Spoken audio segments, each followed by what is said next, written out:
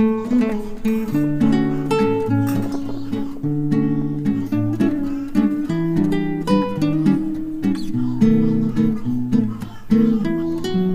Friends, छायाज किचनमध्ये आपल्या सर्वांचे खूप खूप मनापासून स्वागत आहे। आजच्या कुकिंग ब्लॉगमध्ये मी मऊ लुसलुशीत असे उकडीचे मोदक बनवणार आहे। चला तर मग वेळ न घालवता बनवायला सुरुवात करूया। उकडीचे मोदक बनवण्यासाठी येथे मी 1 वाटी तांदळाची पिठी घेतलेली आहे, 1 वाटी ओल्या नारळाचा कीस, अर्धी वाटी गूळ, तूप, इलायची आणि मीठ। तांदळाची पिठी करण्यासाठी येथे मी आंबेमोहर तांदूळ आणि बासमती तांदूळ स्वच्छ धुवून फॅनच्या हवेखाली सुकून घेतलेले आहेत आणि त्याचे पीठ दळून आणलेले आहे।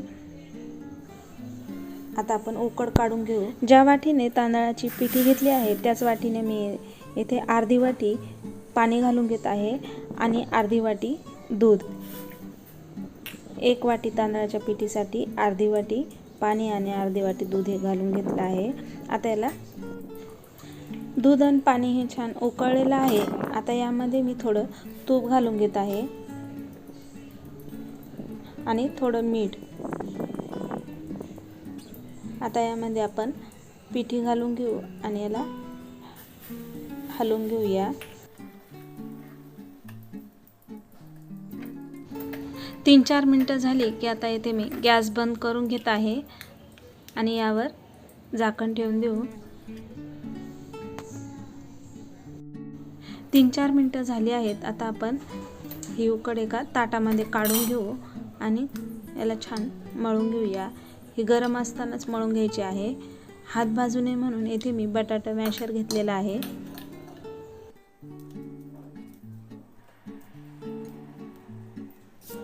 छान कोमट झाला आहे। आता याला हाताने छान मळून घेऊया।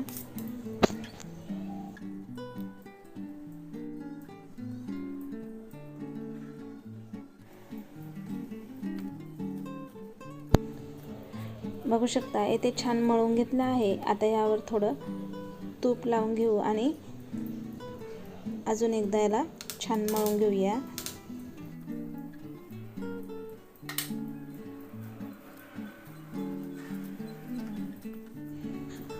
तूप लावून येथे मी उकड छान मळून घेतली आहे।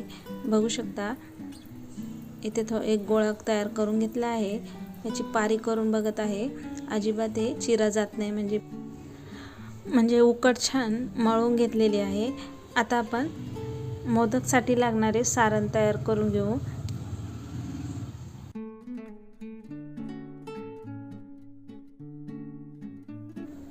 पॅन गरम झाला की यामध्ये 1 चमचा तूप घालून घेत आहे। आता यामध्ये नारळ घालून घेऊ आणि याला मिनिटभर छान परतून घेऊया। हे छान मिनिटभर परतून घेतलं आहे। आता यामध्ये गूळ घालून घेऊ।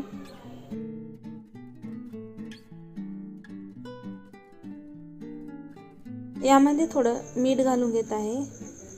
याला हलवून घेऊया।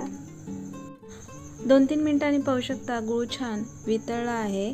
आता यामध्ये मी काजू बदामचे तुकडे घालून घेत आहे। हे छान परतून घेऊया। आता यामध्ये थोडी इलायची पावडर घालून घेऊया। हे छान मिक्स करून घेऊ।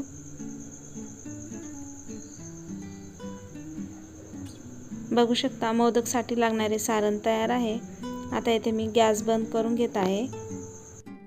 आता हे सारण वाटीमध्ये काढून घेऊया।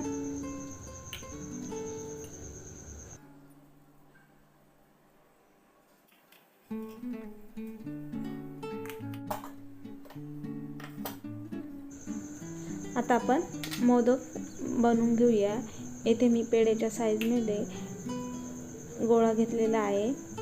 आता याला छान गोल तयार करून घेऊ। बाकीचं पीठ इथे मी झाकून ठेवून देत आहे। आता पारी तयार करून घेऊया। हाताला मी तांदळाचं पीठ लावून घेतलं आहे। तांदळाचं पीठ किंवा तुम्ही इथे तूप पण लावून घेऊ शकता। बघू शकता इथे मी पारी छान तयार करून घेतली आहे। नक्की. आता आपण याच्या कळ्या तयार करून घेऊ.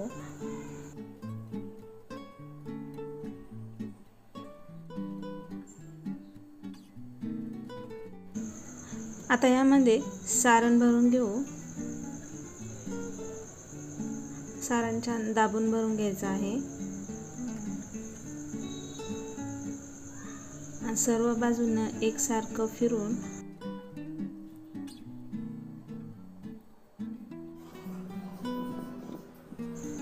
बघू शकता मोदक छान झालेले आहे.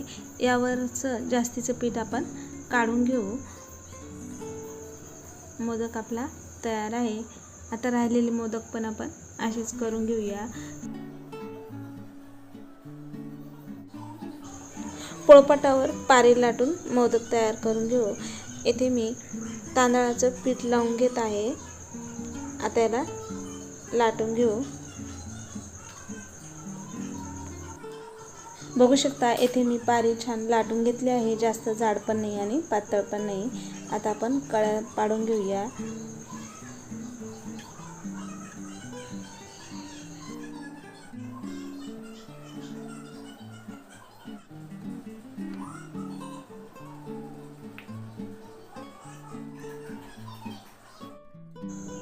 बघू शकता मोदक छान झाला आहे. राहिलेले मोदक पण आपण असेच करून घेऊ. बघू शकता येथे मी मीडियम साईजचे मोदक करून घेतले आहेत. छान झाले आहेत. मोदक स्टीम करून घेऊ. येथे मी चाळणी घेतली आहे आणि याला तुपाने ग्रीस करून घेतला आहे. आता यामध्ये आपण मोदक ठेवून देऊ. पाण्यामध्ये मोदक इथे बुडून घेत आहे खालच्या बाजूने आणि याला चाळणीमध्ये ठेवून देऊया.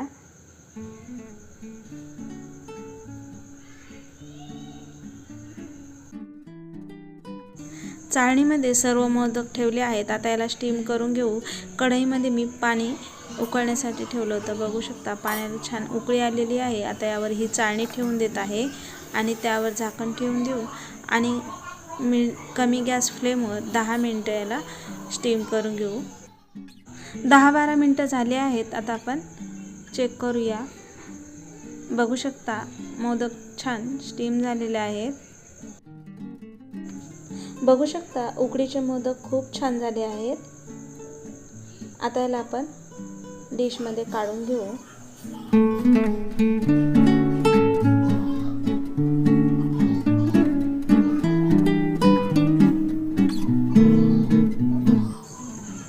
उकडीचे मोदक कसे झाले आहेत कमेंट करून नक्की सांगा. आवडल्यास लाईक करा. पुन्हा भेटूया अशा छानशा रेसिपीसोबत.